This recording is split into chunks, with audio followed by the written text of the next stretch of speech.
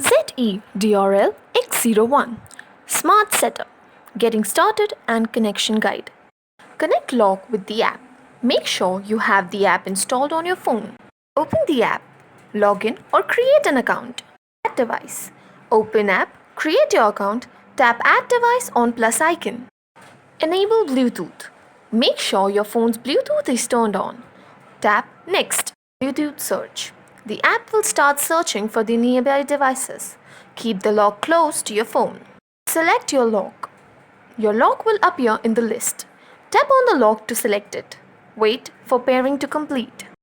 To add fingerprint. Once lock is added, tap on your locked device. Select Member Management. Tap on Me Admin.